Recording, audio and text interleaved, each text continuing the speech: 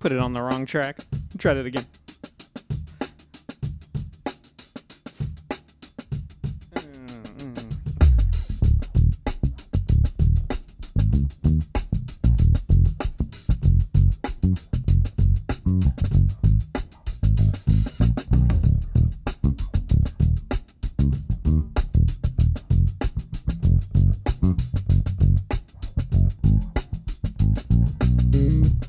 There we go. Hey folks, how you doing? Getting right into it. Michael Anthony, how you doing? And thank you. Trying a different camera angle today, something that is a little more, not so much side on. So we'll see how this works out today. But thanks for jumping on. Whack-a Bass, how you doing, man? All is well, and yeah, it is hard putting down this bass. Have I played any of my other basses since I got this? Yes, I have. Absolutely. My groove line, which I might play a little later on. We'll see. But the groove line, I was playing a lot last night. I just put some new strings on it as well. And I was practicing on it because I do have some gigs coming up in the next few months where I have to use it.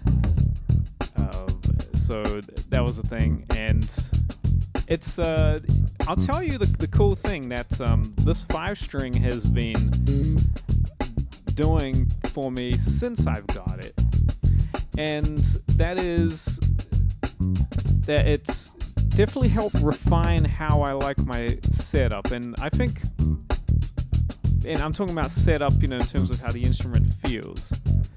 So I really like the way that this bass feels, and how I set it up. And I've kind of used that to set up the groove line 6-string as well.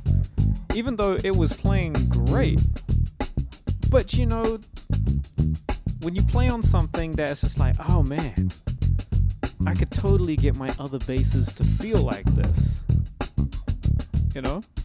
and so that meant actually just raising the action a touch. And when you do that, well, for me, it just, I always go between actions. Like, I'm always messing around with things. But where I've got it, there's a certain kind of rebound that both of my hands like. And it could be because I'm also an upright bass player. I can't do the super buttery low action on my basses. I just can't do it. I need a bit of resistance. I need some bounce. I need some rebound going on. And this bass has definitely helped me kind of understand that even more. So adjusting my groove line to be like that, I'm just like, oh man, this is the sweet spot for now. That might change 2 months later. I don't know. But that's why I was playing a lot on it last night.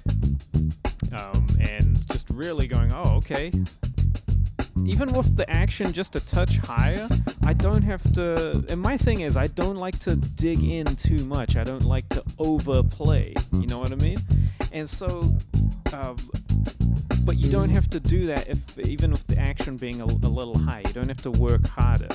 It actually helps balance out things a little more. There are times where I do, if I play on a bass that has super low action, I feel like I have to work harder. I feel like I have to work harder to get a sound out of it. I have to work harder to,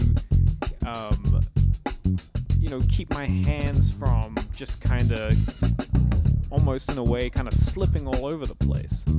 So that's why it's important for me. I need to have like a bit of resistance. And this might be for you as well.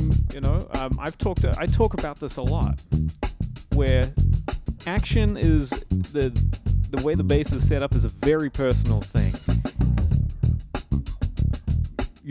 People like to have low action. People like to have high action. It's because that's what works for them. So find out what works for you as well. And it sometimes takes playing another instrument to figure that out. But yeah. Already getting into the nerdiness, and I'm just getting my caffeine. I've got double green tea right here, and so this is my first playing of the day too. But I just want to say what's up, welcome to the live stream, and glad you could be here. As usual, it's a good old bass nerd session, so you got any questions, anything, please put it down in the chat. Whether it's about gear, concepts, anything to do with bass playing, playing gigs, what to do, how do you address certain things on gigs, or any questions that you want an answer for, recording sessions, anything like that.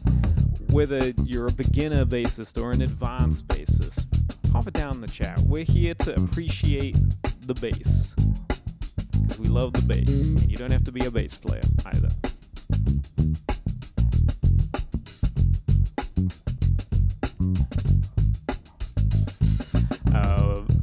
And Michael Anthony said, I'm going to. I always think, Michael Anthony away from Van Halen. I don't know, maybe you are. I'm gonna share this stream on the Phil Plays Bass Discord. Nice. See if any homies will come join. Yeah, please do. Yeah, please share this with your friends who might enjoy this. And also, if you're new here, welcome again. Don't forget to like and subscribe to the channel. So yeah, Gil, how you doing? Nice to see you. Weird, look like we're missing a string here. I know, right? I keep going, ah! Oh wait, no. I purposely asked for a 5 string for this. Because my 6 strings that I have are beautiful, are wonderful, and I want to keep it that way. But hope you're doing well, Gil. Neurowinter, Alex, how you doing, brother? Good to see you. Yes, good morning indeed. Top of the morning. So here's one. What is your thoughts on multi-scale basses? And then also Simsy also has just asked the same question. How do you feel about multi-scale fan-fret basses? Is it ergonomically weird playing big extended chords on it? Now this is a great question. So obviously I'm glad both of you asked. I mean, pretty much the same thing.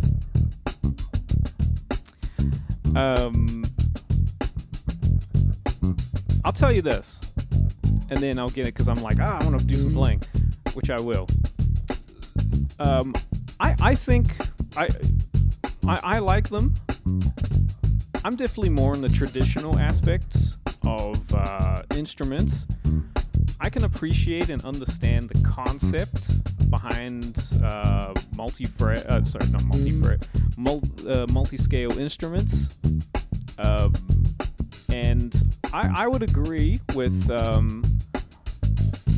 in terms of those characteristics of like, okay, yeah, you have a longer scale on the thicker strings and then shorter scale on the higher strings. It kind of balances out the tension, and also you get more even sounding. Sure, because whenever I've played some really good multi-fret, I keep saying multi-fret, fan-fret instruments, I've definitely felt that. But I've also felt that on some really great, just traditional instruments as well. I think just modern technology has allowed and helped a lot of things, and especially instruments, progress, in terms of the development, progress so well. And so I'm not against multi-scale instruments. And I keep saying this, there's an instrument for everyone. And if a multi-scale is for you, in terms of it helps you achieve the feel and the type of sounds, if it works with your hand ergonomically, then I think that's the thing. The only thing I'm not into, and this is me personally, with multi-scale instruments, I'm not into the ones that have a very wide fan. Those are the only ones that I can't really. I need to have something that is a more smaller fan, not so wide. And in fact, 12 years ago, I did and it's still up on YouTube, I did the first video for Ibanez when they introduced their multi-scale bass. It was a sound gear, and this was a new concept for them at the time, and that was when companies were starting to explore that. And so they sent me a prototype 5-string that they had built in Los Angeles at their custom shop. And it was just a sound gear 5-string. But it was really good. I loved it, even though it was a prototype and, it was a little rough around the edges in terms of the finish, but it felt great and it sounded great as well. I loved playing. I used it on a lot of gigs. I really had a great time with it. And then they needed it back because, it's a prototype and all that. And then from then I saw their whole range of multi-scale instruments just totally explode. In terms of playing chords and all that, I didn't have a problem with it. And I think that one, it wasn't as deep of a fan. And so I think that's why it felt right. But I have played on ones that have had had a very wide fan and I've had difficulty playing. I've played on ones where, you know, it's very angled like this, and because of where my hand sits, it's like where I was playing was going to be like literally on the bridge saddle of the highest string. And so that was a little odd to me, and I couldn't hang with that. But I think it's a cool concept. It's not necessarily for me. If I had to choose, I'd definitely go for the more traditional, just standard kind of thing. But if that's your thing, you know, like, I mean, I've played some Dingwall basses. I mean, Sheldon Dingwall makes some incredible instruments. I mean, he's really the standard for the multi-scale thing, the fan fret. That's the thing that he does best. And I played some Dingwall. The stream. Are we back on? I just saw the stream drop.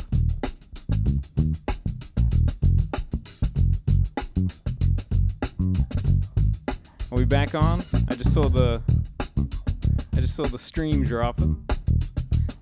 It is the first day of Mercury retrograde, so some interesting things are bound to happen. It's all good. But anyway, I like them. I think they're great. If it works for you, go for it.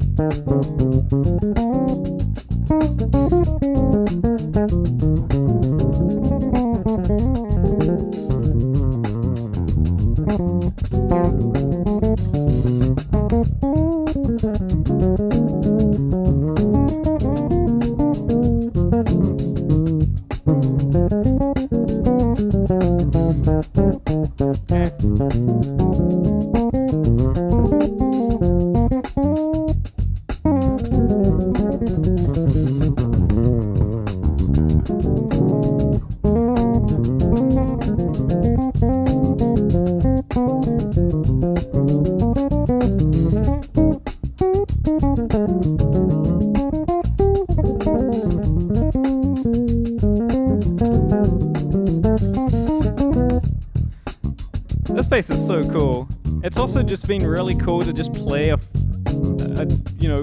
play a lot of 5-string again, especially a 5-string fretted.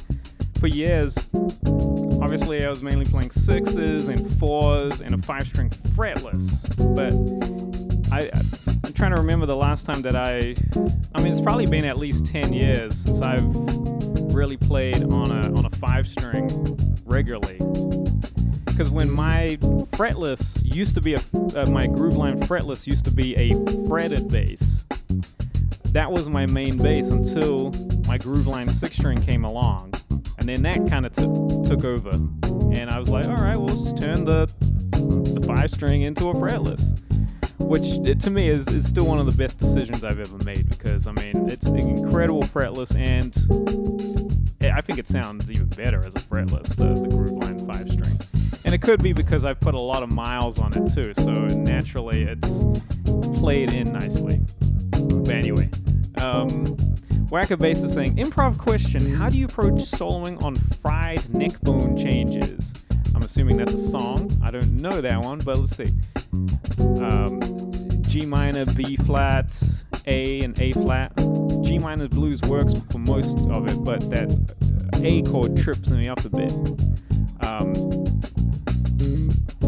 Yeah. And I'll tell you what, let's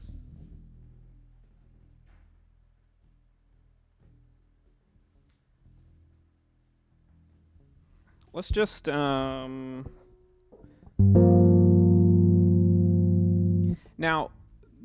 if it's G minor,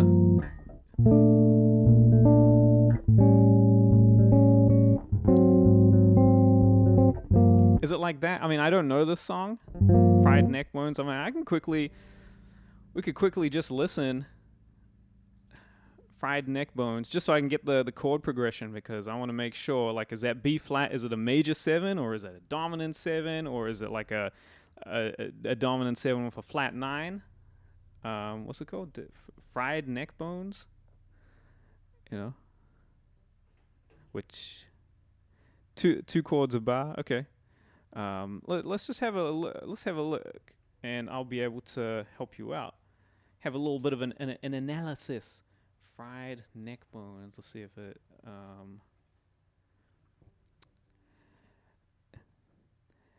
Who's it by? Because it's bringing up Willy Bobo. It's bringing up 3,000 Hombres, Carlos Santana, Los Pobrecitos. Like, who's it by? Fried Neck Bones and some fries. I'm like, man, I'm getting hungry. I haven't eaten yet.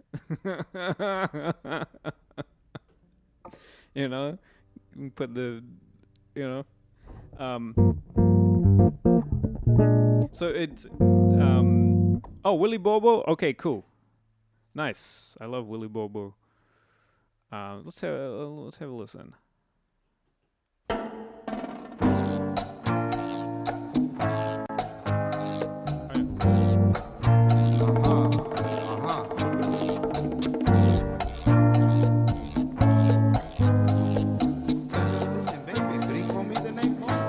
Okay, yeah. I have heard this tune before. And I have actually played it as well. That's why I was like, I've played a lot of tunes that have the name with food in it, and the distracting thing, at least for me, is that, like, oh man, that would be great. The food. But anyway, so that.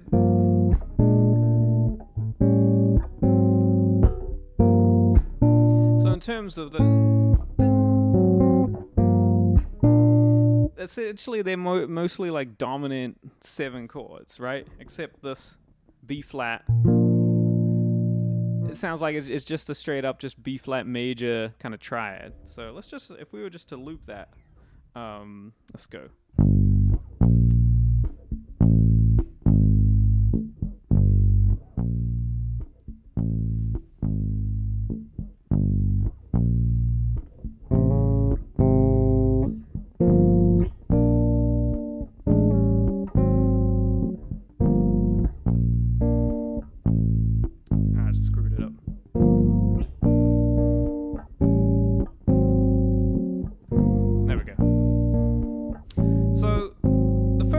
Sure, you could play like a G minor blues. Let's go over that.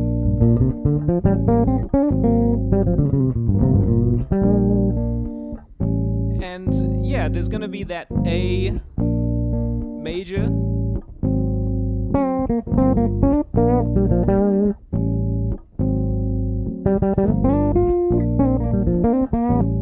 But there's also a really cool, like, kind of crunch, especially when it gets to that A flat major. There's a really cool tension behind it as well that that gives it a really cool type of sound when you just play.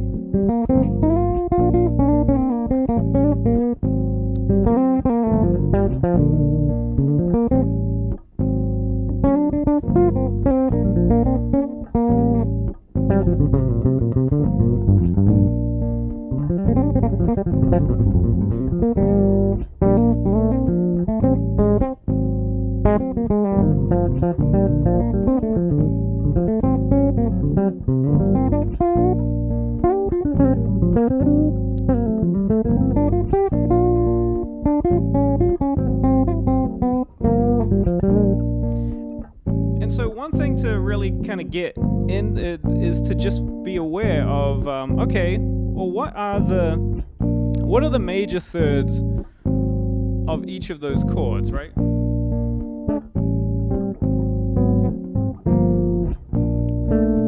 I keep playing a major 7.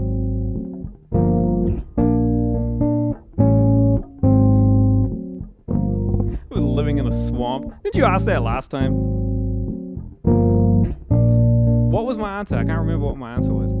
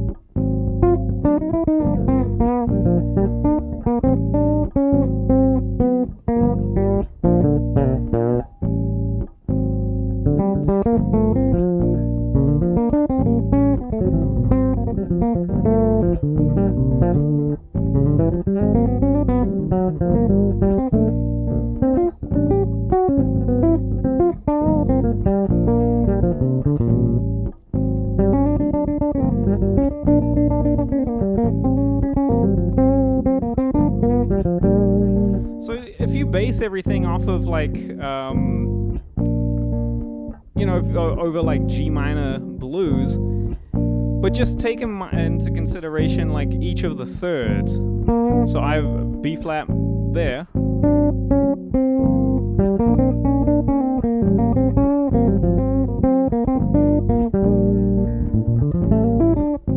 if you want to play a Lydian, mix it with the Lydian stuff. So if you wanted to do like B flat Lydian,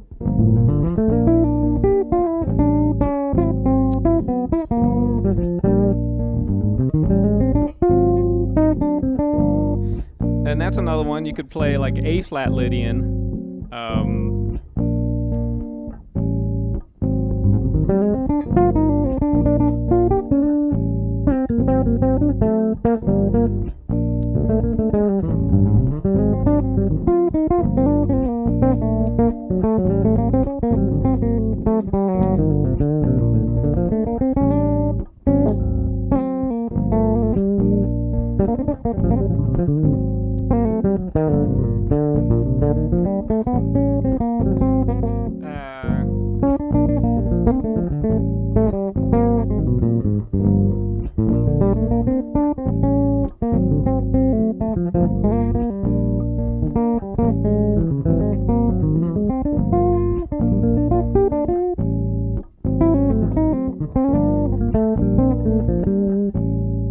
So like the good place to start is using that minor blues, and that's always just because of the nature of the kind of sound, and then from there you can branch out with it, you know?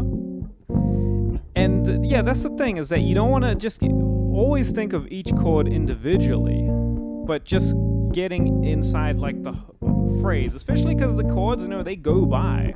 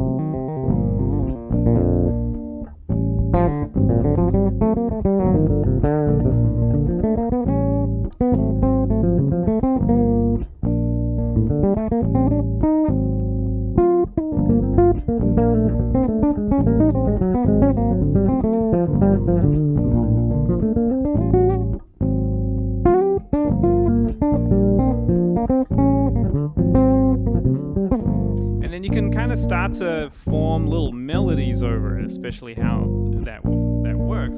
And that was just using the thirds. Now, what about like the dominant sevenths of each one?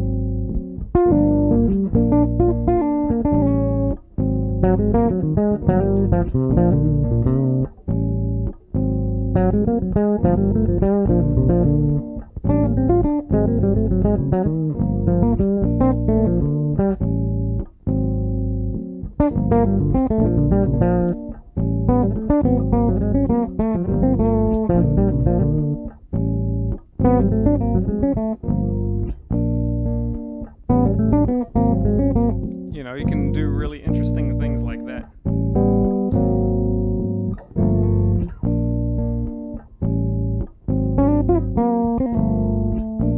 And getting into the nines as well. So it's definitely looking at the whole thing as a whole, like you were saying.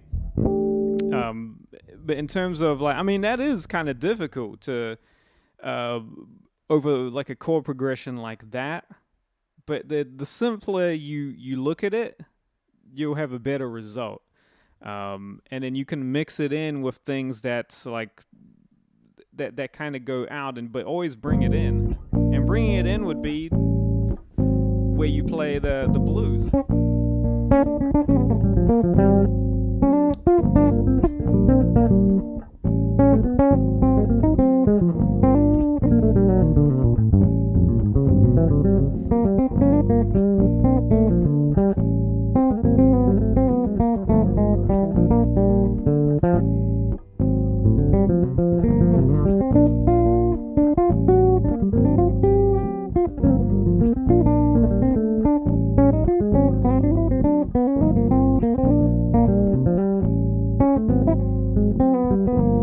And so forth. Still gotta kind of warm up a bit. I hope that's helpful in that sense.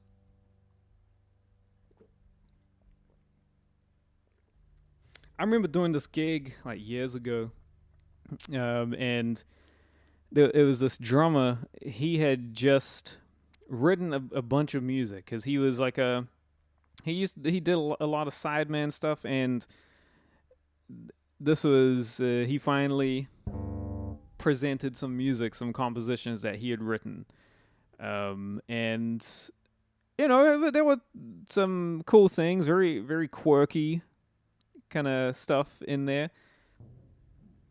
But all of the solo sections or the forms had all these chord changes that went by so fast that it was like, how do you even play over this? And it's pretty funny because, you know, I don't mean to, you know, bag on drummers, but especially with this dude, because he doesn't have to play the chord changes or have to like play any of the harmony. So soloing for him is going to be totally different than us. And we had to tell him, be like, hey, I mean, and this was also like a really great band as well. All incredible players, you know, incredible cats that, you know how to just absolutely improvise over just about anything. But these tunes, these are like, it was difficult just because trying to form a melody over these changes that were just going by so fast, and the harmonic rhythm of it was really kind of intense. So it didn't really leave much room for you to be able to do much things. So we told him, like, look, you might have to just come up with like a solo section which has, you know, just like for like a solo form, because the way he had it was that you would solo over the head, like the tune, just like you would like on a jazz tune, which would make sense if it was like,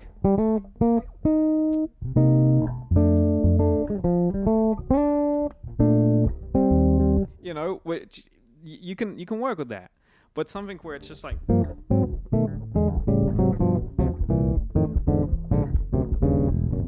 you know, like something where it's just like going all over the place. Like, what can you do with that? you know. So eventually he did work on that because he was like, oh yeah, good point. Yeah, he's like, I just play the drums and I just do the thing, man. But yeah, you guys have to do that. So sometimes like you'll come across situations where it's just like, oh, this is kind of hard. And even you try a lot of things, but sometimes it depends on like, okay, the tune itself. Like a lot of, and you might have seen this. John Schofield was talking about giant steps. We all love giant steps. I love giant steps. I love playing it. But it can be. It is a difficult tune, and it can be hard to really get some nice melodies over that. Which is why I like to play it slower, because it is some nice chords. And I want to try and get more inside of like the harmony of it. And it's when I was younger, I mean, sure, like I used to play it a lot, at tempo with a lot of cats and all that. And that was the thing, is that it would be like this flex of like being able to shred over a tune like that. But as I've gotten older and just realized, no, I'm not trying to always just do that. I'm trying to actually say something meaningful and come up with something meaningful as well over these kinds of chord changes. And also, it's like they're really nice as well. And I can understand why Pat Metheny's version is like a nice kind of a slower, like kind of bossa kind of vibe to it, and because you can do a lot with that when it's like that. And that's why I like to play it at that tempo.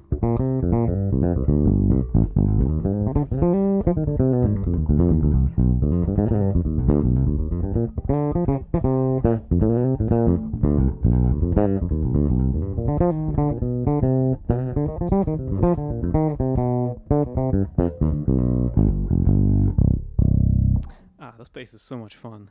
It's just, and also I've had it for just over a week now, and it's really cool seeing it, feeling it just kind of start to just settle in, start to open up as well as I play it, because I mean this is a brand new instrument.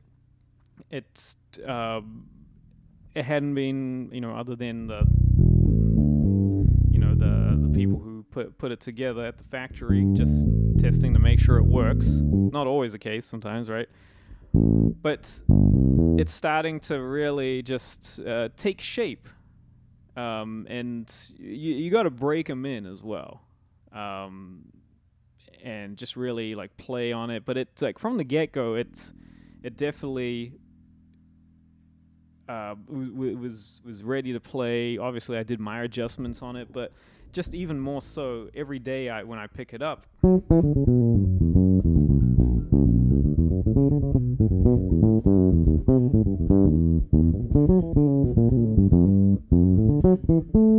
It just really has been, the sound has just been settling in pretty nicely.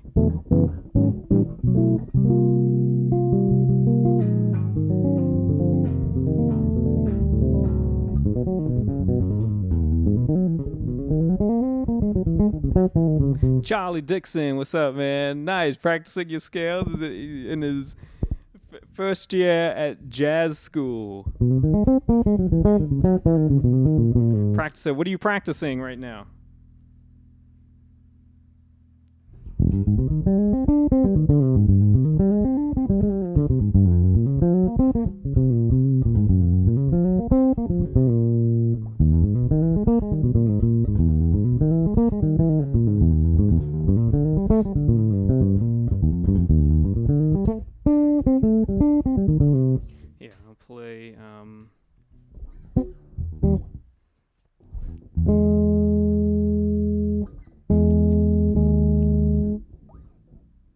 Let's see.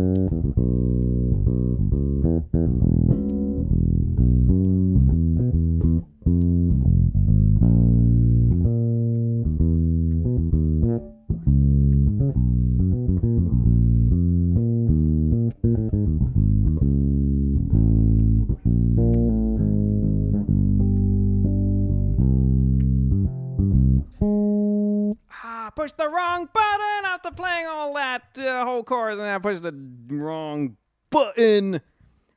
Wait, what's that? Wrong lever. I'm not gonna play that whole thing again. I was trying to play Con Alma, you know, because it's a tune that I was just playing through yesterday. I'm gonna play it again, whatever. Play.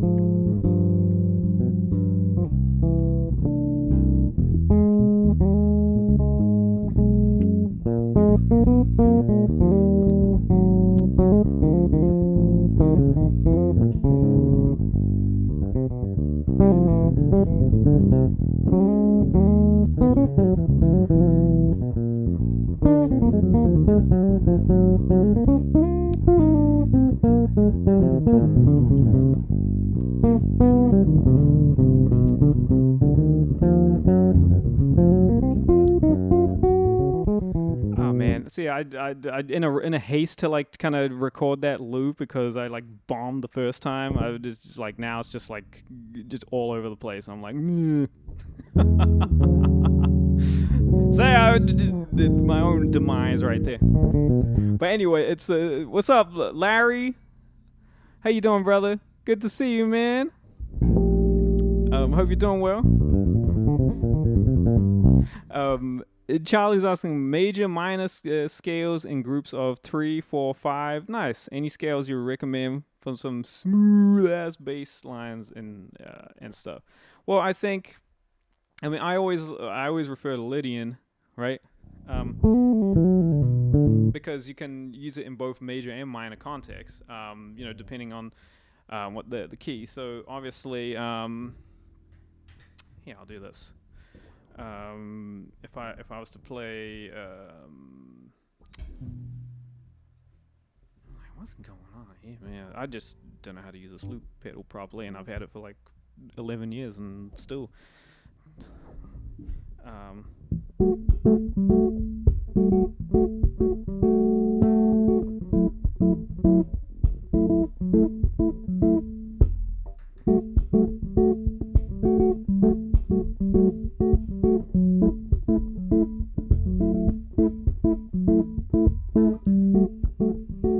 So I've got a little kind of diatonic chord going on here, chord progression going on here, where I could play G, so like G major 7. I could play E, so it'd be like E minor 7.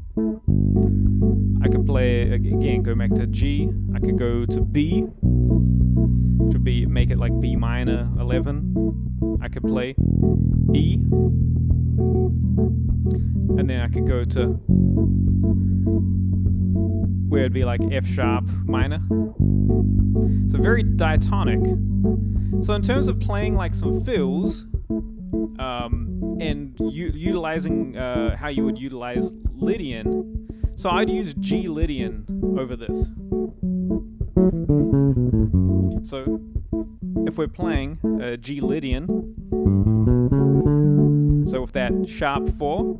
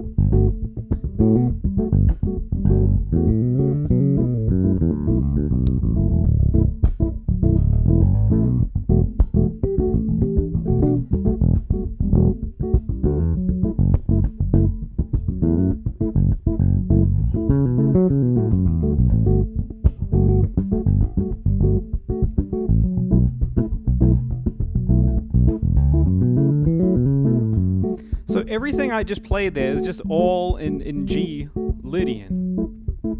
Another way you could look at it is that I'm playing E Dorian as well. It's the same thing, right? But it's that sound, especially being in the key of G major. It's that C sharp that really makes, you know, that vibe, that sound. And even when you're improvising as well,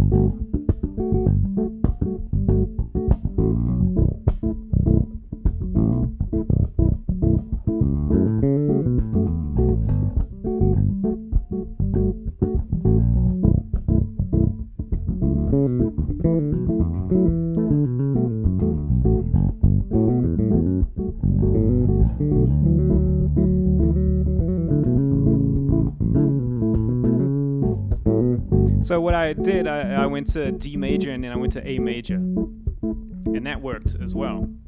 I'll play it again.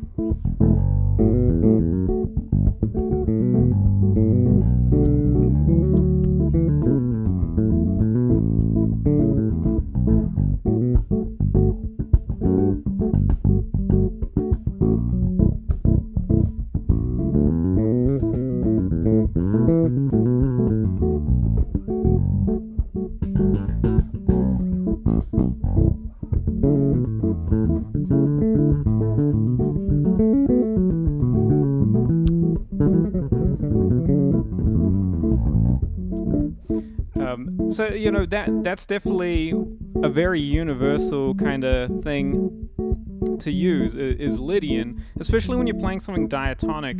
And when you're in a context of, playing jazz and like stuff, you know, like improvised music,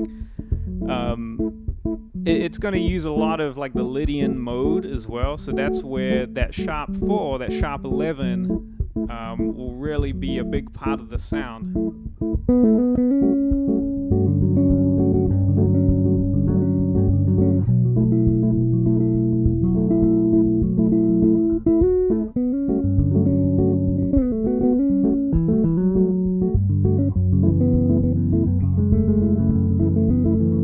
Obviously for that, when I go to that F sharp minor, I'm going to be playing the 9th, which is going to be an A sharp, a G sharp, which is not in G major, right? But if you're trying to, you know, get into like, okay, then treating each individual chord as it is, then that's when you would definitely do that.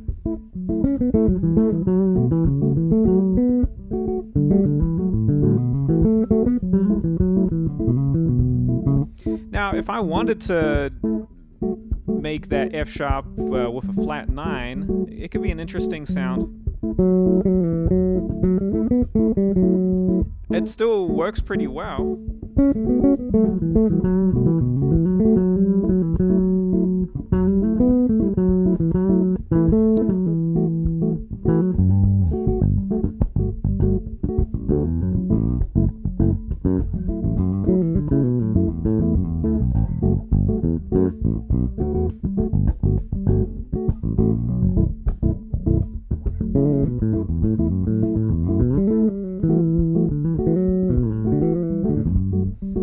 And so forth. So I'd start there, you know, because you can do a lot of really cool shapes, you know, including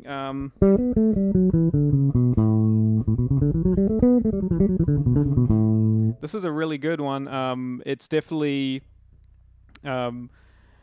it got a dominant 7 sound because even though, again, I'm playing in G major,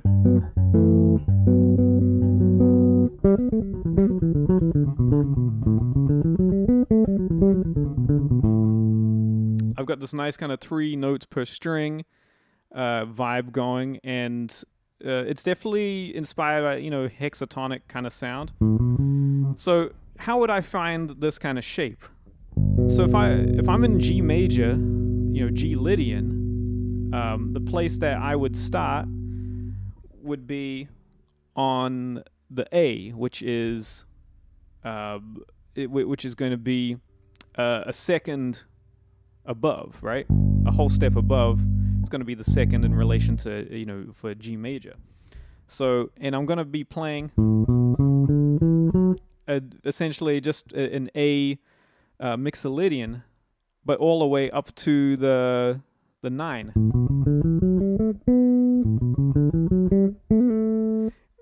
And that's where you get that sound.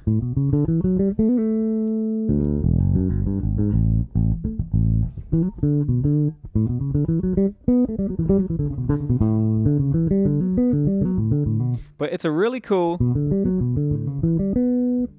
You get so many different kind of variations and different combinations when you do it, especially when you mix up the order.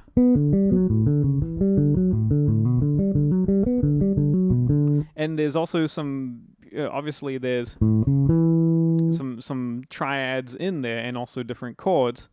If you look, there's obviously, we have an A major triad, we have a B minor triad, we also have a C sharp diminished triad, right? So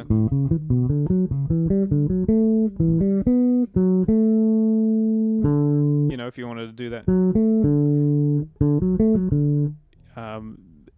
those are the different types of chords we get in there. We can also do a we can do a, we have a B minor 7 chord, a shell voicing, and we have a C sharp minor 7 as well. And that's just all in this shape. So,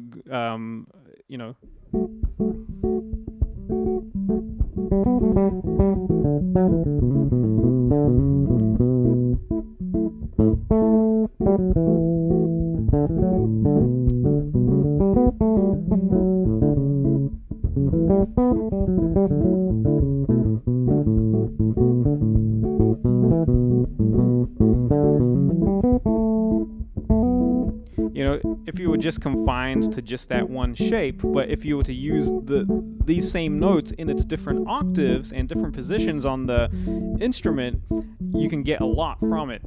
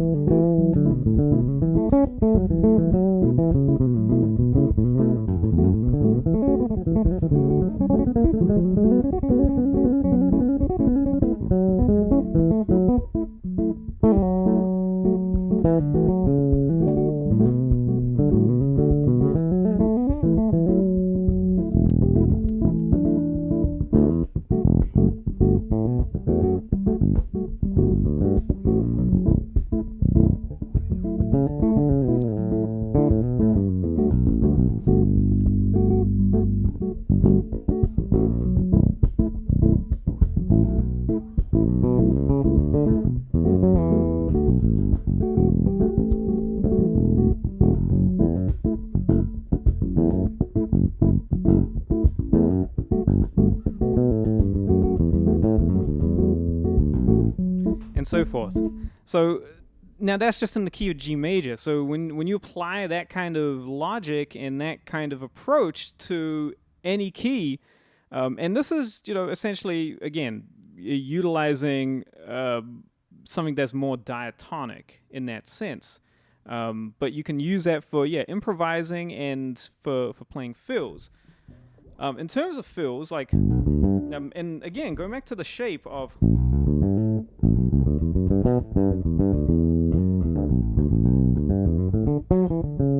I'm using a lot of these, like, hexatonic-based kind of lines,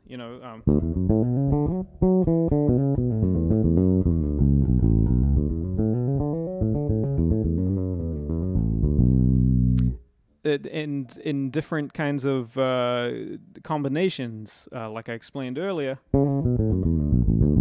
But it's definitely really important to know how to play different triads as well.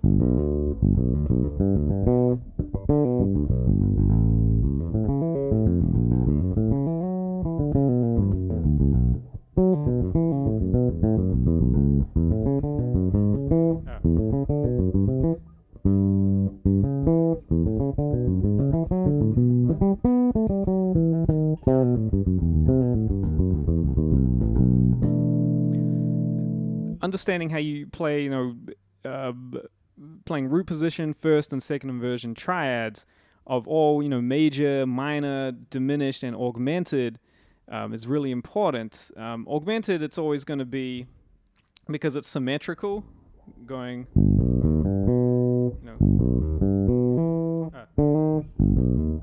what am I doing?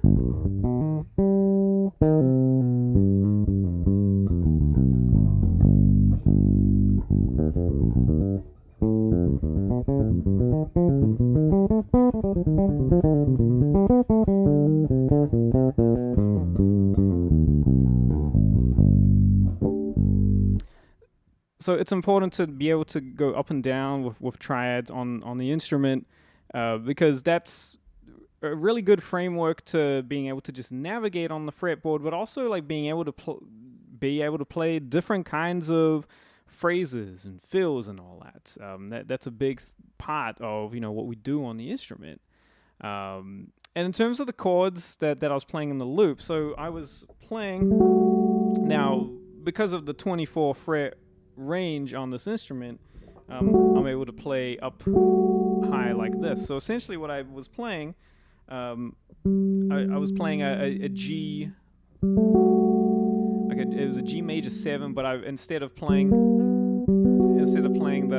major third, I'm making this nice kind of close clustered kind of sound. So I'm playing the second. So you could look at it as like maybe G major 9, that kind of thing. Even though like I'm not playing the 9th up in the higher voice. But it's just another way to voice a major 7, right? So I'm playing a G, an A, and an F sharp, right? And again, this is all in G major, G Lydian, right? And then when I changed, then I played an F sharp minor 7 shell voicing, because that would also work with obviously an F sharp minor chord, or it could work with a B minor 7, which makes it a B minor 11.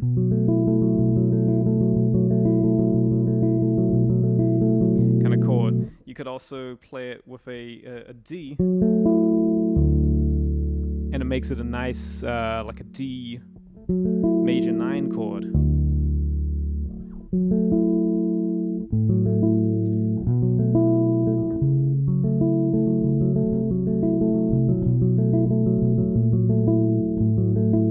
So that's what you can do. But in this context where I'm playing G, I can also play, and it makes it a nice E minor 9 chord. I could also play it as and it gives you this like A7, or this A7 or A13 sus4 kind of sound, or even just a G major 7 / A.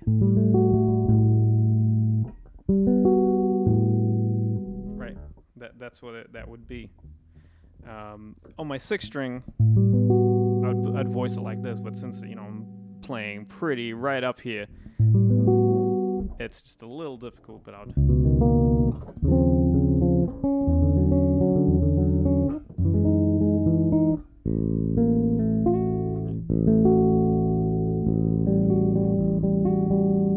And so those are the different types of, diatonic, bass notes that you can do in that.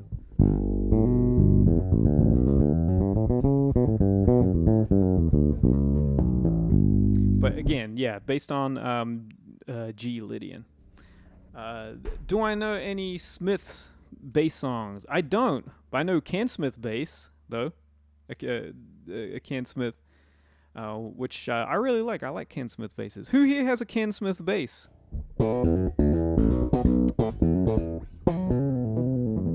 A few of my students have Ken Smiths that they've had for a number of years as well. They're really cool.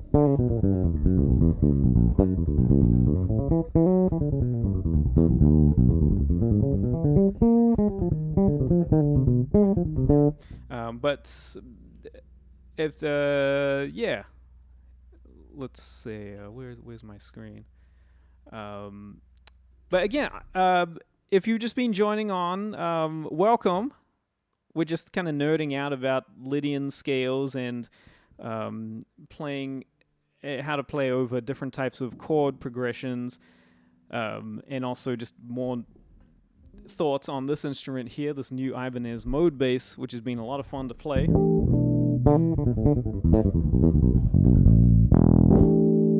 And if you have any questions, please pop it down in the chat. Also, don't forget to like and subscribe here to my channel, because that way, yeah, you'll get to know it anytime I go live or when I post content or anything like that.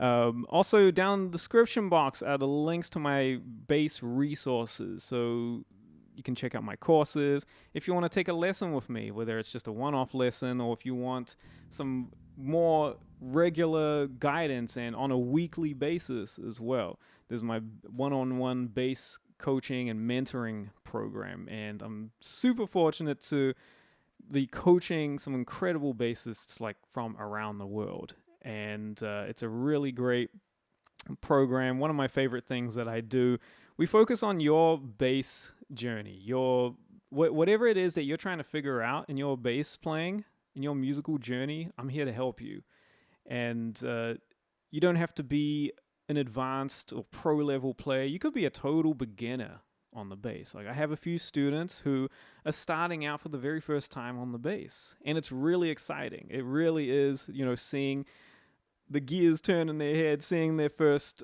moments on the instruments, and just seeing their excitement and their passion for the instrument and music just absolutely just blossom even more. And I feel the same way with some of my pro level students as well, who gig regularly and who are very advanced players. Just being able to share different perspectives and approaches and really mentor them on, give them guidance and feedback on their playing from their gigs or videos that they send me. So if this sounds like something that you'd want to do, that you're interested in, you want someone to really hold you accountable, then I'd love to have you in my program. So just check it out down below. I'm going to play some tunes because I've done a lot of talking here, which is always great. But we also, the cool thing that we do is we like to play music. And that's what we do as bass players. We look at the concepts and the theoretical elements and all that. But it's also great to just play music. That's what we do.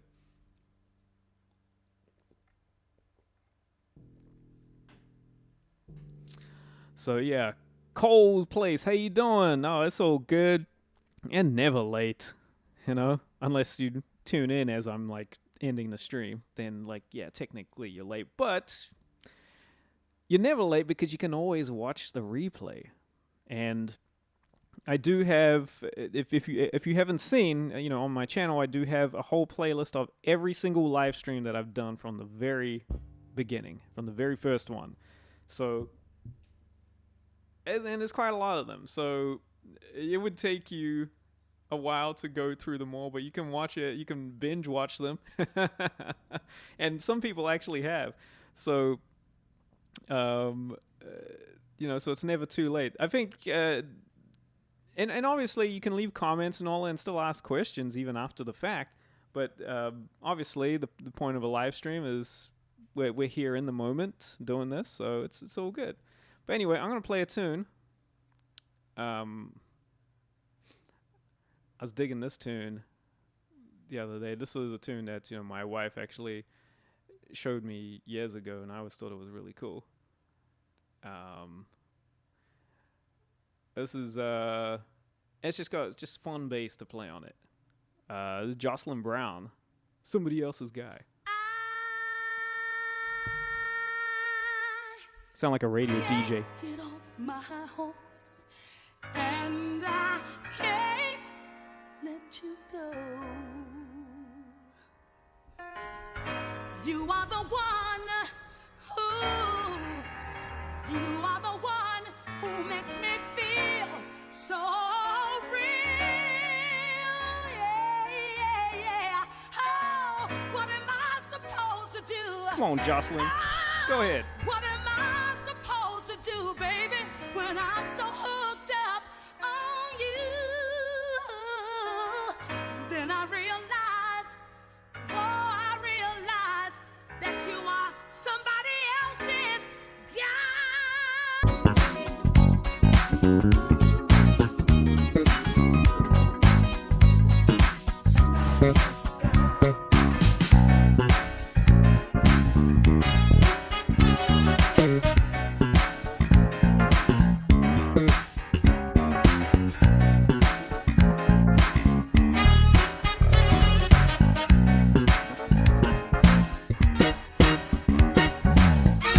Can you remember the times we spent together, sharing the days in the sun? Then I found out that you were somebody else's lover. After all I've been to me, now the shadow. But still I can't get off my horse. I can't let go.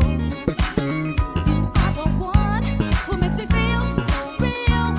Ooh, what am I supposed to do when I'm so on you? And then I realize just somebody else's guy. That day in September, I'm sure you can remember. That's when all the stuff hit the fan.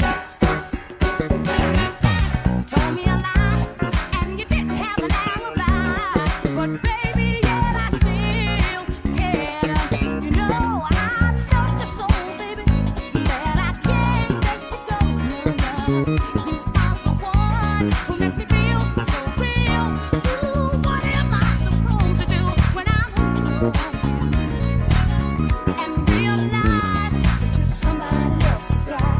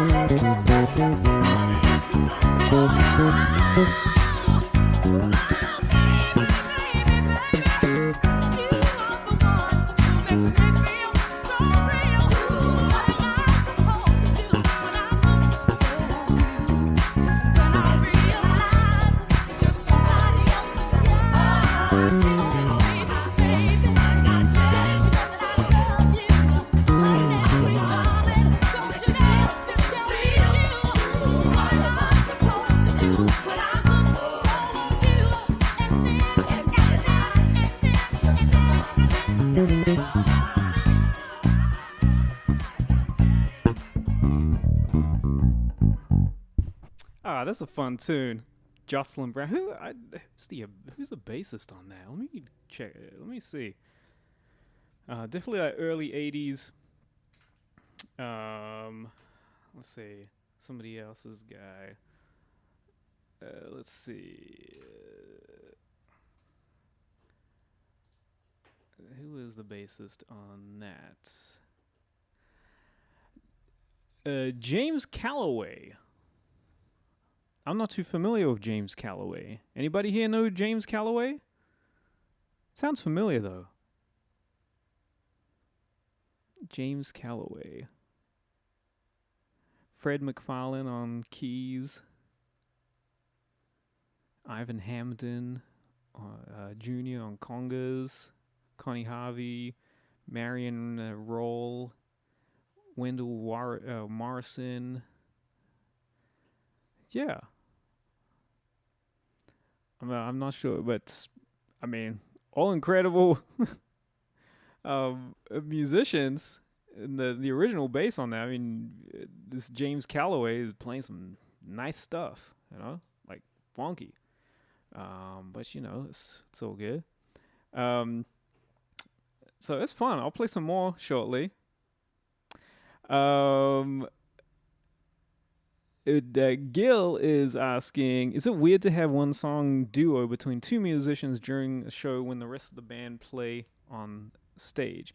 Are you talking about like you have a set, you know, with a band, and then you have like a few songs or at least one where it's just a duo?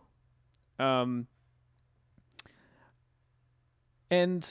I don't think it's weird.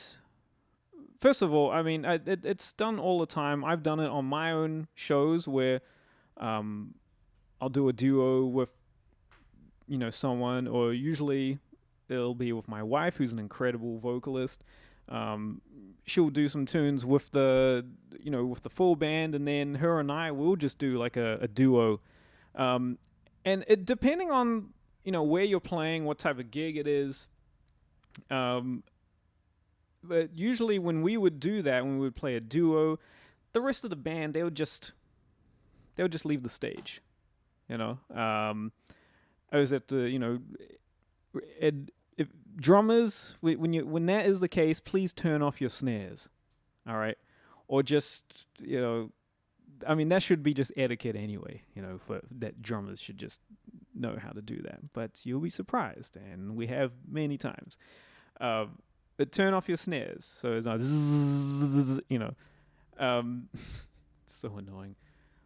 But yeah, they'll leave the stage. Now, again, depending on the circumstance, say if it's something where like you have more of a timed performance, maybe you might be on television or whatever, or it's something where the stage is a little tight, then the band can kind of just stay where they are.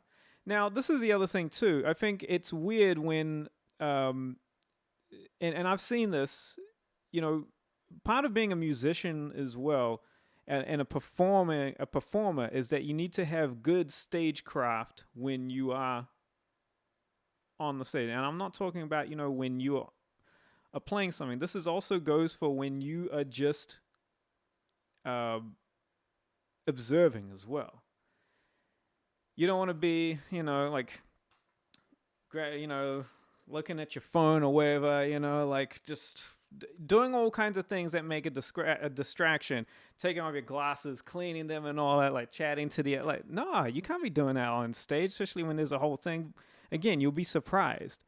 And this all plays into like being a performer, especially a hired performer. You know, you're still part of the performance, even if you are not playing on that tune.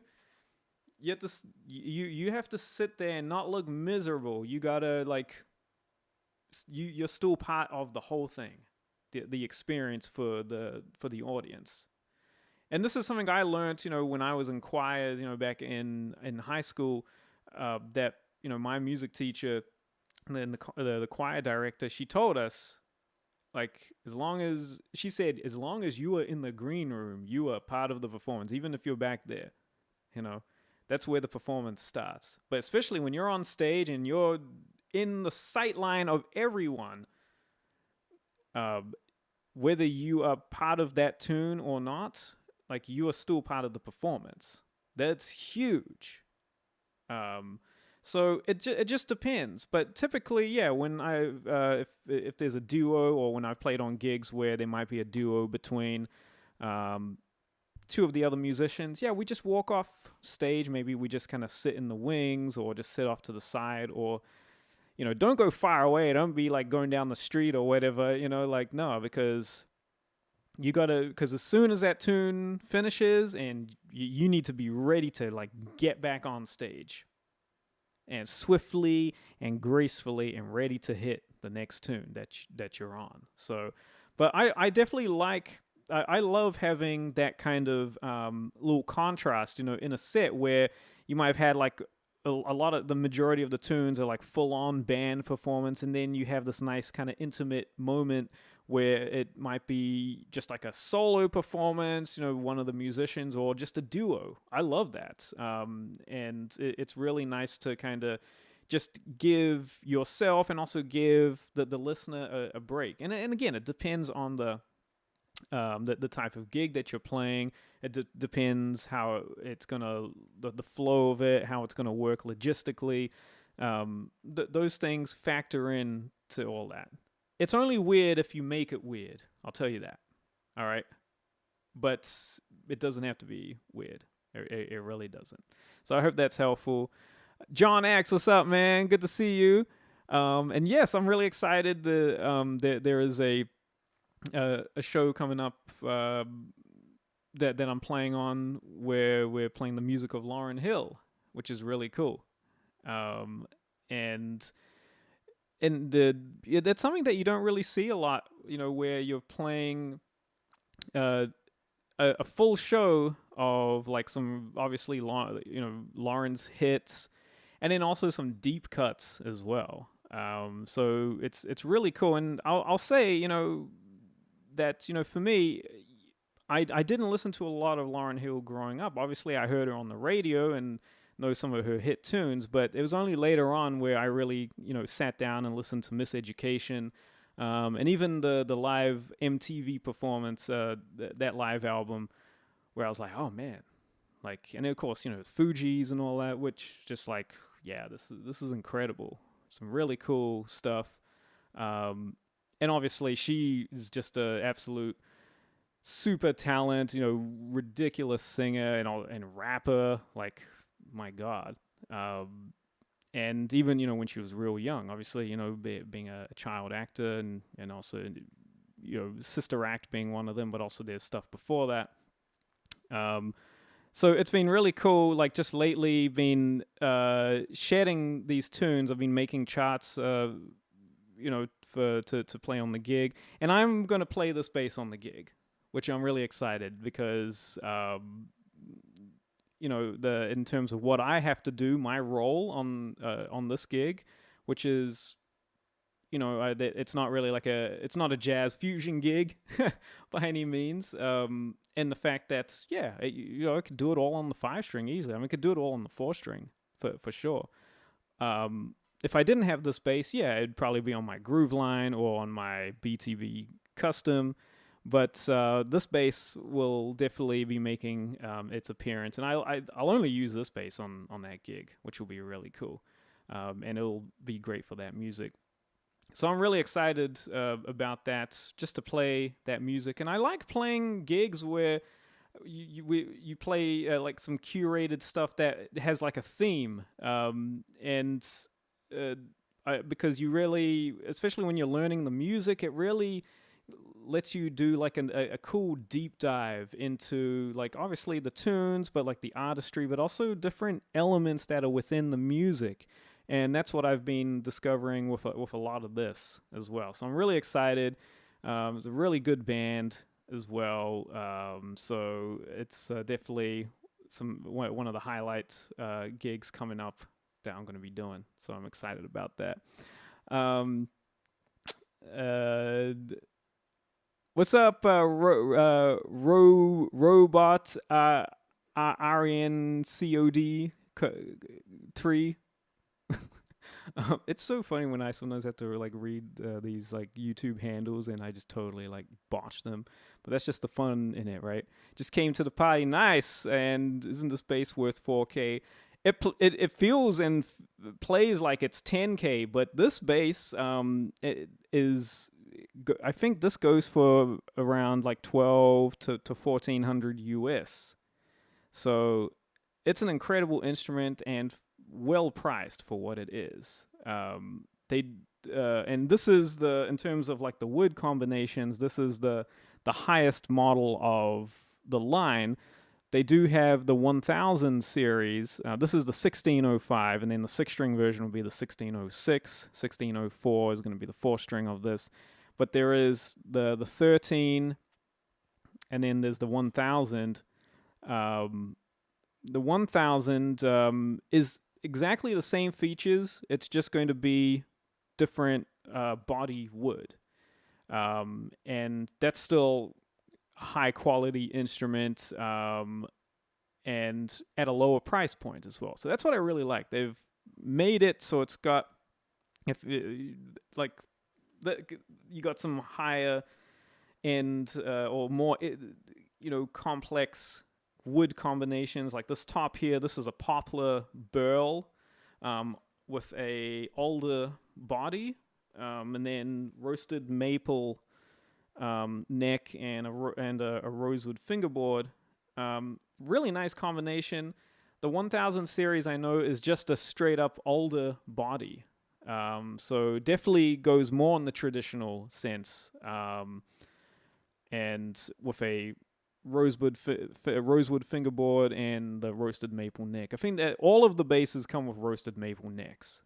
The 1300 series, I believe, is a roasted maple fingerboard, and it's an ash body. It's a little heavier, but if you want to go for that type of sound, it's definitely got a more of a vintage kind of thing, and that's really cool. They've definitely catered for that, which I think is awesome.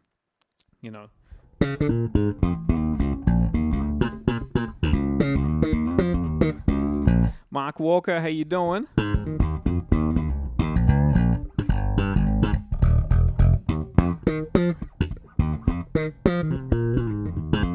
He likes definitely barbecued all kinds of different kind of game.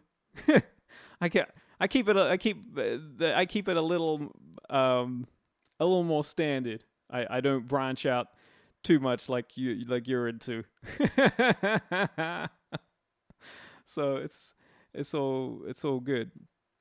Um, and then Cole is asking, are the side dark markers on the bass difficult to see in the daytime? No, they're not. I can see them. These are the lumen lay ones, so they glow in the dark, and that's just something that Ibanez have been using lately. Um, and yeah, you get some light on it, and then turn off your lights. You're on a dark stage, and they do glow. The ones on my BTB, they glow quite a lot. So that could be your alternative to getting, instead of having to get a sophisticated LED system installed in your bass. And I hear those can be a bit of a pain in the butt because if one goes out or something, or just trying to like service that thing, it can be a little difficult for obvious reasons. So, and I think at that point, those things are kind of just it's just for show, really. I know a guy who has them in his bass, and he hardly uses it. The LEDs, the times that he's used it, he said that it's been a distraction because they're really bright. And there was a gig he was playing, and he was asked are you able to like lower the brightness or turn those off?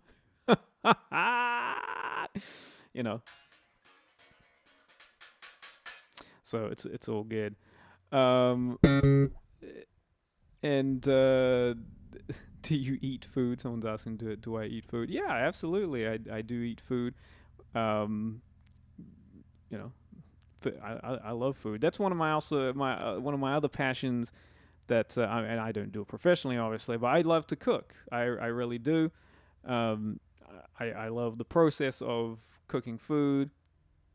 So, and I will definitely nerd out about things like that as well. I don't call myself a professional by any means, but I do make some decent stuff. I do. And my family seems to, love the food I make. There are times where it can be a little hit and miss. Be like, whoops. But for the most part, like, I love the process of it. And it definitely is an art. And I relate it to, in terms of using your intuition on how you do things, I relate it to playing music as well. And I tell my students this, especially, I have a lot of students who also love to cook as well. When you get a piece of like a piece of music, or just get a chart that tells you how to play the tune, you got a written out bass line. And this is the thing of, yes, you could be a good reader and play the gig, but you have to be more than just that. You need to be able to bring finesse. You need to bring a personality, an attitude to the music that you're making come alive. What you're reading there is essentially the instructions. It's the guide through the tune. But you need to understand, like, okay, the obviously pocket placement, being able to phrase things a certain way, making it sound like that you're not just a robot, just kind of clunking things out when you're playing it. So you could follow it and accurately play everything correct, but it could also not feel right. There's that. So you need to bring that skill of, like, reading something accurately, but also making it sound like that you're not reading, making it feel and sound good, and adding to the music. Don't just play the music, be the music. And it's the same thing when you have a recipe. You could do everything to the T, but there's also going to be like little bits that the recipe doesn't tell you. Like, or if you're frying something in a pan or whatever, like, you got to adjust the heat, according to, like, when you put stuff in the pan. Obviously, the more you put in, or you put something that's a little cooler temperature, it's going to cool down the pan, and you got to adjust, things like that. You want to make sure you're not cooking something too fast or too slow. Anything like that. Also, then you got to use your taste, for seasoning and all that. It's the same thing. That's how I like to relate it. You got to bring your taste into your music, just like how you would for when you're cooking something. It's an art. It really is. You got to bring personality. I'm gonna play some more music. Music's fun. I could just go on. Robot said, "How do I make money with bass? I also sing." And looks like Wackabass said, "Go to jams, meet people." Look, there's a whole kind of thing to how do you make money with bass, and I think that is also something we're all still really, figuring out. Obviously, yes, playing gigs, that's a way to make money. Teaching is another way with bass. Maybe you're a builder and you make basses, or you're a dealer or a collector with basses and vintage basses or whatever. Maybe you own a bass shop, which I guess would be a dealer. Something like that. That's a way of making money with bass. Just a real kind of abridged kind of version, but it's going to be, in terms of the processes of making that happen, that's a whole other thing. That's, is going to be, yeah. So, just like with anything in life, how do I make money with cars? How do I make money with whatever? And also figure out, is that your end goal of just, is it just to make money, or do you also, want to share your art or share your skills and, help other people with your skills as well, That's why I do these live streams and why I have Bass with Benjamin, because I love to share my skills and my thoughts and just connect with you cats here, and the other bits of, like, if you buy my courses or you study with me in my coaching programs, that is the other side of it. But being here and sharing and talking about bass and how much I love bass, and you guys also telling me the same thing here in the chat, this is why I do this. I love to do this. So I appreciate you all being here. Man, racking my brain thinking what I can sell to buy one of these beauties.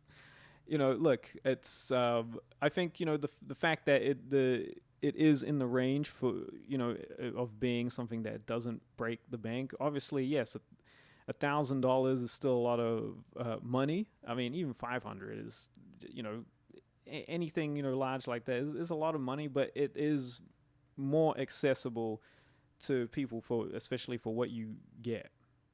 So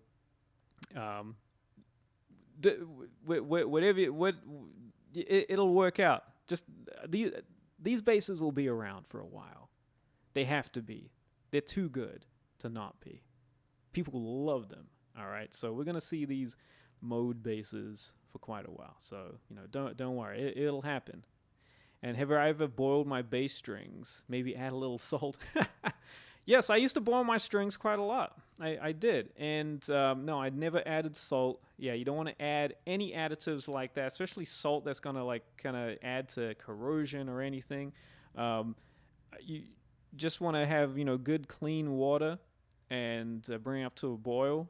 And then after you've boiled them, and I would boil them, I used to do it for like 20 minutes. I really don't know how long you would do it. I used to boil them, and then after that, I would put it in a low oven to really just get rid of all the moisture. Any moisture, I would just get rid of it. And then after, I'd unravel them, and then with a, like a dry cloth, I would then just up the string, just kind of wipe them, and you'd see a lot of crud come off even. Are we back on? We're back on. Sorry, I just dropped for a second. It's interesting. I think it's a YouTube server thing. First day of Mercury retrograde, so there's some interesting things going on. Anyway, I'm gonna play music. Done a lot of talking. Yeah, exactly. Because I saw everyone kind of dropped off on there as well, and then it just came right back. Mark is definitely got some things going on. That's why I'm just gonna play some music. You can just vibe to it, especially the way you're feeling. Since I was talking about Lauryn Hill, obviously she did a cool version of this song, which I'm not gonna play, but I'm gonna play a different version of the song that she has played, which is a nice cover. So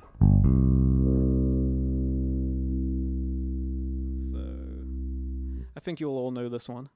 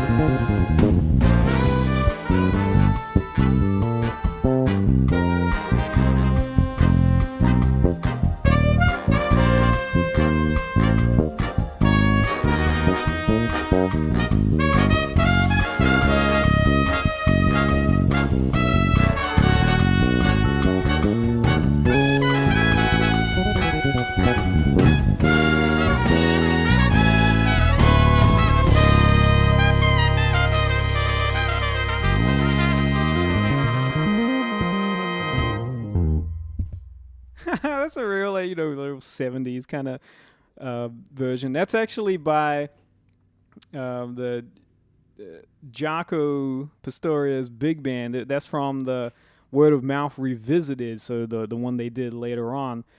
I don't know. I hadn't really heard. I'd have to ask Peter Erskine about this, but I don't know if that was Jaco's arrangement or just on this record that they did. This was a band led by Peter Graves, and because he had a band, he's had this band for years in Fort Lauderdale, and they would do Jaco played in it for numerous times, and they would also do other charts, different tunes and all that. So I wonder if this was them just adding that in there. But I love it. It's such a great version of it. Really cool arrangement. I'm gonna play some more from this band. It's a really cool album, and I discovered this. This was like this is like 2003 to 2004 that they came out with that record. Jaco Big Band Word of Mouth Revisited, and it featured like many different bass players, and this is how I got to discover people like Jimmy Haslip and Jeff Carswell, Gerald Veasley, incredible bassists and musicians. Victor Wooten is also on it. Richard Bonner, Marcus Miller, Christian McBride also plays, and then also I think Jaco's nephew David Pastorius plays on the tune as well. But it's a lot of fun. I love that record. Since then I became such a Jimmy Haslip, huge fan of him. But I'm gonna play another tune from that record. Who can name this one? This is actually a Jaco tune. Let me get my Jaco growl going on. You guys are hilarious. Mark Walker, Robot.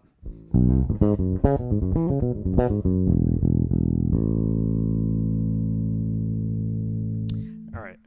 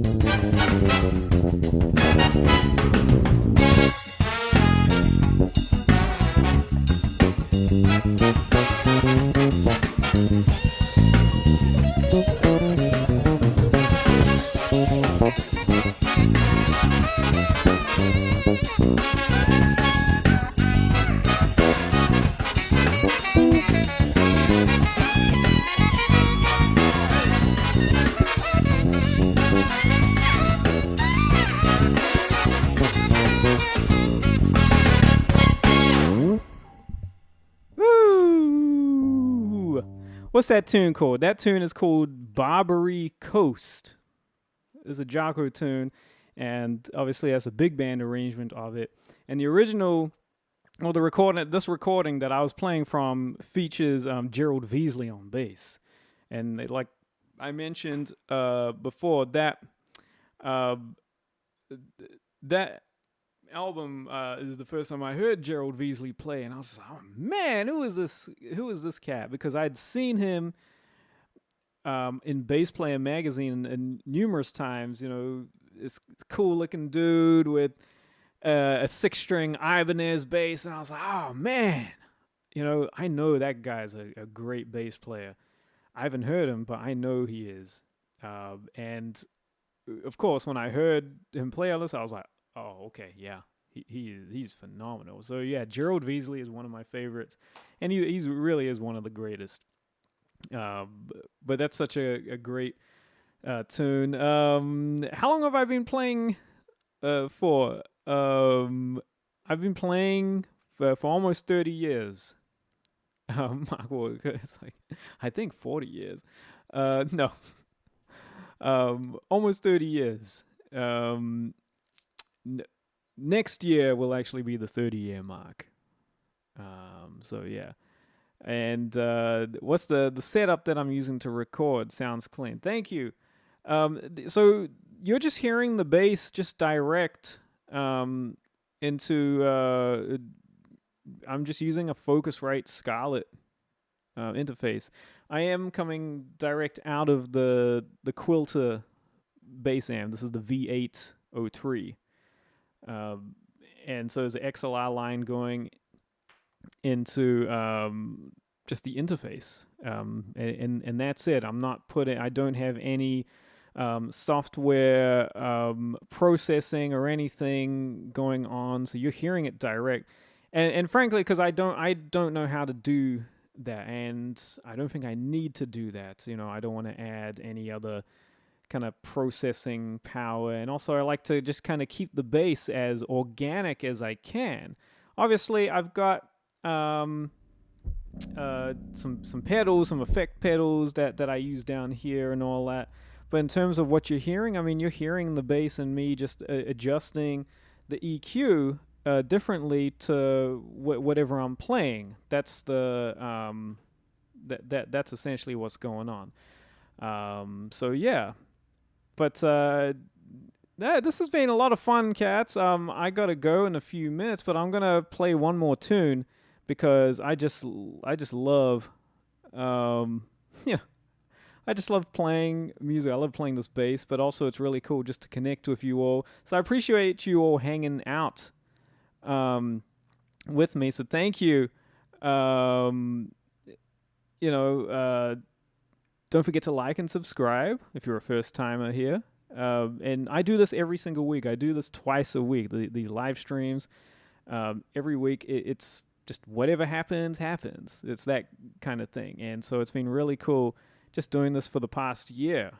If you want to see my previous live streams, they're all in a playlist here on my channel. And also description box you can check out down below. It has all my links to my bass resources. So my bass courses, if you want to study with me as well, one-on-one, that's all down below. So check that out. If you want to also help support the channel as well, there is a link down below there too, or you can do so here through the chat. But yeah, I can rest easy and not beat myself. I've been playing for 6 weeks. Hooray. Yeah, hooray indeed. 6 weeks. That's awesome. That's a great milestone. Before you know it, it'll be like 6 years, and then it just keeps going on. So that's great. I'm really happy for you and excited for you as well. And yeah, just enjoy it. Just have fun. Just let the journey of the bass, and this goes for anyone who's been playing for any amount of time. Oh man, it's just absolutely pouring down outside. I don't know if you can hear it. Hopefully not. Yeah, it's crazy. Yeah, you can just enjoy the journey of just playing bass. Just find the joy in it. Don't compare yourself to other people. Play it because you love it, and you love to play music, and you get to decide how you want to, what you want to do with the bass, how far you want to take your bass playing. Whether you just want to play along to your favorite records or jam with your buddies, or if you want to become the next virtuoso bassist, that's up to you. All right, but just remember to always have fun and enjoy playing it. So it's all good. Gil is asking, do you experience some ground loop noise on your setup? I don't actually, thankfully, and I do have a really good a really good power a power supply that powers my pedals, whereas I used to use this kind of cheap one spot daisy chain thing that would give me some problems. But I use and it's actually it's an Ibanez one, and it's really great. An Ibanez, I'm going to do a video on it actually real soon. I need to get that done. But it's called the Power Stoke, and it's a really great power supply for your pedals. It definitely competes with Voodoo Labs or the any of those power supplies that you use for your pedals. But this one, the Power Stoke, is really great. It has adjustable, it has 2 slots where you can adjust the voltage. So if you have some pedals that are 12 volts or whatever, you can do that. You can also use, and I do this, because I have a daisy chain as well, you can actually plug the daisy chain into one of the slots because it has 6 slots. So one of the slots has the daisy chain, and that powers the majority of my pedals, and then I have the other ones free for some of the other pedals that that are just kind of left over. So it means I can plug in more pedals, and also I don't have any problems like ground hum or anything like that, or none of that happens. So which is really great. So if you're looking for a really great power supply, the Ibanez Power Stoke is really great, and it's small as well, and it comes with all the cables and all that. I dig it. I absolutely love it. It's a must-have on my board. So, but I'm going to do a video on it soon about it. But it's really great. So that helps with that. Robot is asking another hard-hitting question. How do you respond to people talking bad about the bass player and bass guitar? Well, first of all, I mean, I don't, because when people do that, they're just trying to, troll or get a rise out of you. Because in a professional setting, that is not what I have experienced.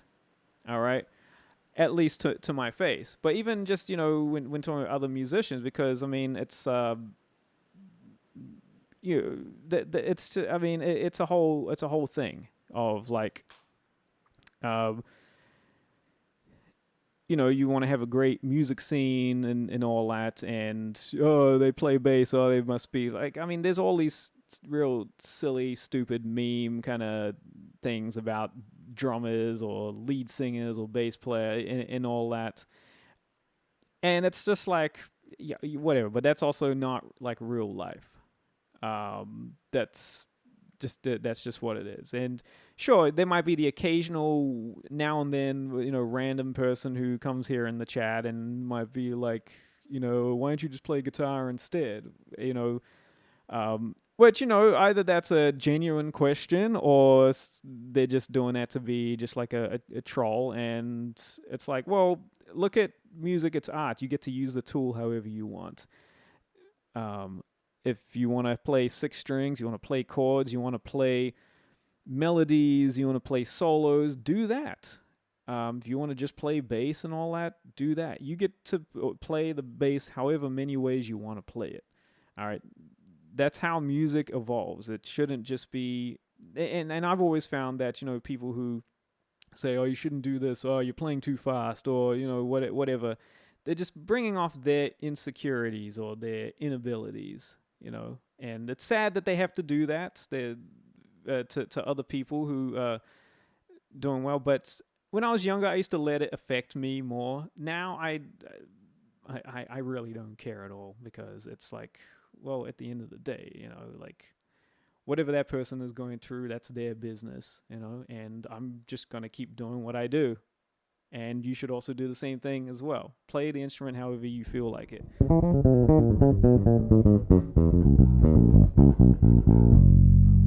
Because even the greatest, most innovative musicians, they always are going to have the haters. That's just how it is. And even, there's going to be people who love what you do in your music, and then there's going to be people who just absolutely hate it. That's just the nature of it. And the sooner you get over that and just be okay with that, then you're able to really spend the energy enjoying what you do. That's what it is. But anyway, you guys are awesome. I'm gonna play one more tune here. Just gonna kind of just jam out here, see how long we'll just kind of do this for. But I appreciate you all. You all are awesome. You all are hilarious as well at times. But it's just really great to connect with you. And again, don't forget to like, subscribe, check out my links down in the description box as well. And wherever you are in the world, just be safe. Enjoy playing your music, just like I'm about to enjoy playing right now. Who knows this song?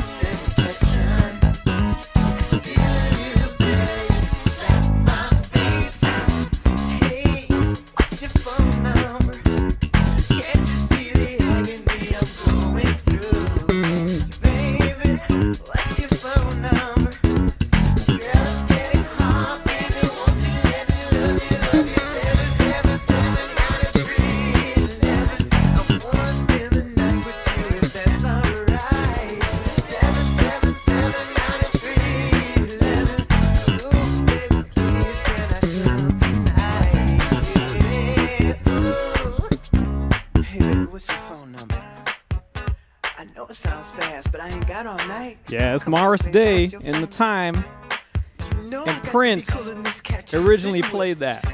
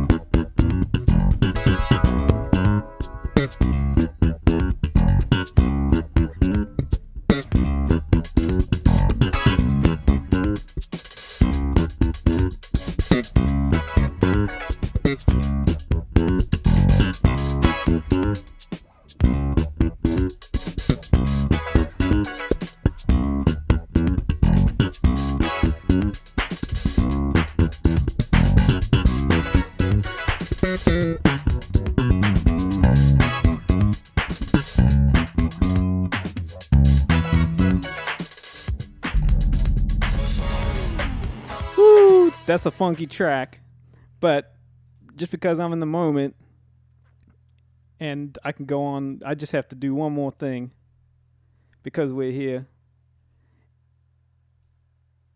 And I'm being a bit of a radio DJ right now, I guess. But here's another one that we all love, and I just gotta do it.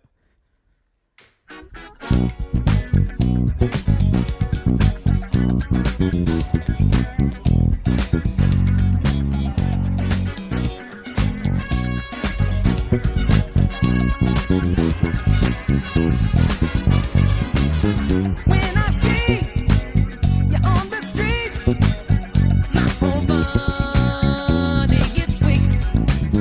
When you standing in the crowd, your love talks to me so loud. Girl, do I do what you do when I do my love to you?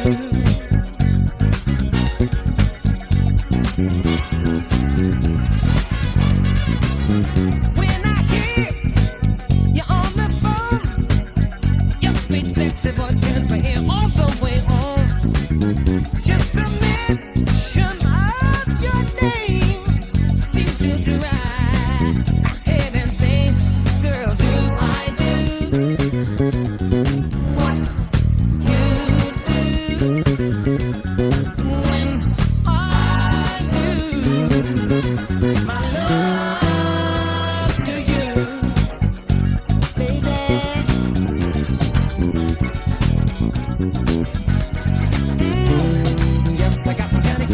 your lips.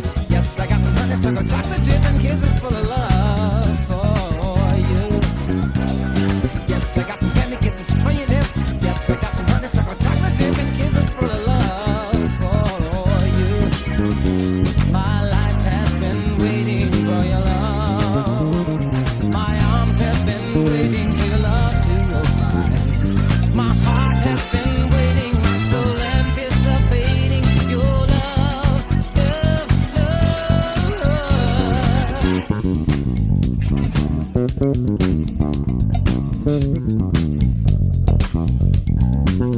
From the time that I awake, I'm imagining the good love that we'll make.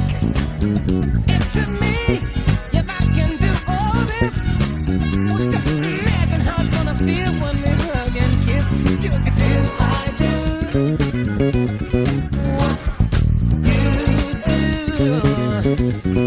When I do my love to you, alright.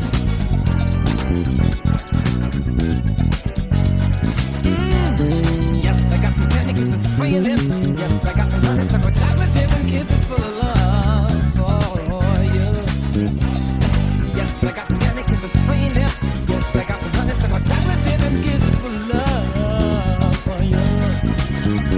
My life has been waiting for your love. My arms have been waiting for your love to arrive. My heart has been waiting, my soul anticipating your love, your love, your love, love, love, love, love, love, love.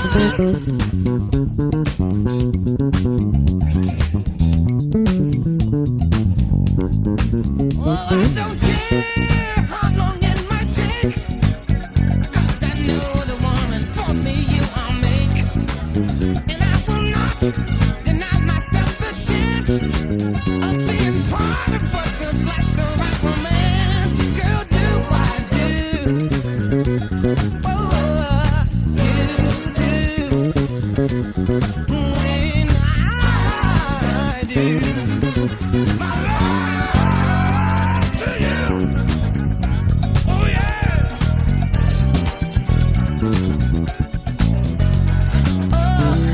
Yes, I got some candy kisses for your lips. Yes, I got some honeysuckle chocolate dip and kisses full of love for you. Oh, yes, I got some candy kisses for your lips. Yes, I got some honeysuckle chocolate dip and kisses full of love for you. Girl, I got some candy kisses for your loving, baby. Oh, yeah. Do you want some candy? Do you want some honeysuckle? Do you want some chocolate chip and kisses for love for you?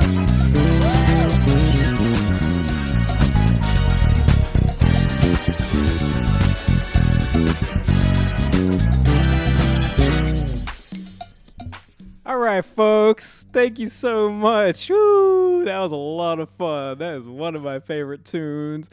Stevie Wonder's Do I Do with, of course, the incredible Nate Watts on bass. One of the greatest bass lines of all time. You're absolutely right. It really is. And on an early Music Man Stingray bass as well. I mean, this is like late 70s, right? We did that. One of the greatest. If you don't know that tune, that is a study right there. Those two tunes that I just played, the Morris Day and the Time, 777-9311. That's an incredible Prince bass line. That's Prince playing that bass line. And then Stevie Wonder's Do I Do. Go check those out if you're not hip to those bass lines, to those songs. Those are some incredible bass lines that you just got to learn, all right? And incredible tunes. But anyway, folks, you're awesome. Thank you so much. I'll see you again next time, all right? Have a great rest of your week and the weekend we got coming up, and I'll see you again, all right? Take care.